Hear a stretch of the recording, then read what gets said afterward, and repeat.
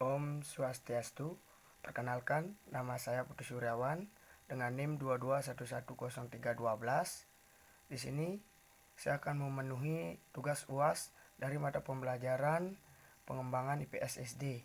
Nah, dalam analisis CP di SD Citra Bangsa dapat dikaji beberapa teori yang masuk untuk memenuhi syarat dari analisis tersebut.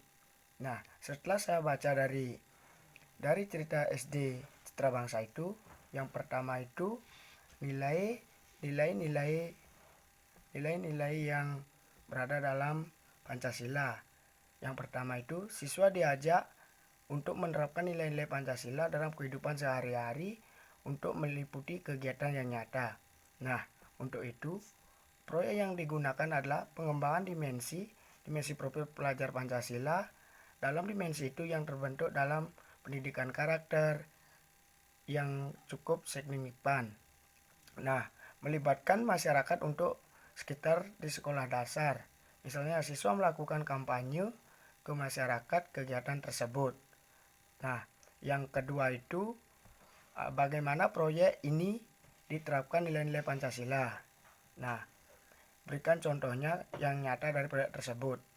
Nilai yang terkandung dalam pembelajaran IPS yang tersebut yang menggunakan kurikulum merdeka, beberapa contoh yaitu pembelajaran proyek based learning. Siswa diajak aktif untuk melibatkan proyek-proyek yang relevan. Hidup melanjutkan di masa belajar tentang memisahkan sampah organik dan non-organik. Nah, yang poin yang ketiga itu jelaskan bagaimana platform diskusi daring dan media interaktif. Nah, dalam kali ini meningkatkan keterlibatan siswa dalam proyek ini. Platform diskusi daring dan media interaktif dapat meningkatkan keterlibatan siswa dalam proyek menggunakan profil pelajar Pancasila. Nah, yang selanjutnya itu bagaimana proyek ini diterapkan kepada nilai-nilai Pancasila. Berikan contohnya. Nah, untuk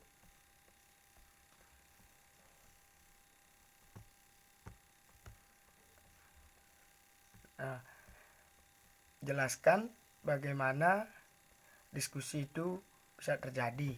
Nah, diskusi bisa aktif karena siswa yang terlibat aktif untuk berdiskusi. Nah, contohnya siswa 1 dengan siswa 2 itu saling berkolaborasi untuk meningkatkan kedisiplinan dan proyek dan tugas. Nah, yang selanjutnya itu bagaimana keterlibatan orang tua terhadap. Nah, yang terakhir itu pertanyaannya adalah apa perbedaan antara asesmen formatif dan sumatif di cerita ini? Bagaimana asesmen tersebut guru mengevaluasi kebersihan? Nah, dalam asesmen formatif dan sumatif yang digunakan di SD Citra Bangsa, dalam konteks pendidikan, terutama dalam proyek penguatan profil pelajar Pancasila atau P5, asesmen formatif dan sumatif memiliki tujuan dan metode yang berbeda. Nah, apa perbedaan asesmen formatif dan sumatif? Asesmen formatif adalah proses evaluasi yang dilakukan selama proses pembelajaran untuk memberikan umpan balik kepada siswa pada saat pembelajaran.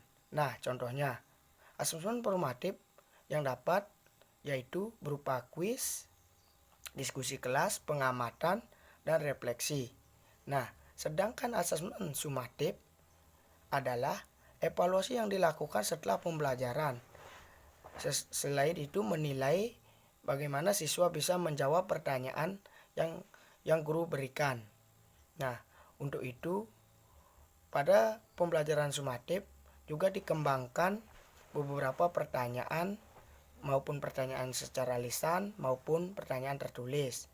Nah, untuk itu saja yang bisa saya sampaikan untuk memenuhi tugas UAS.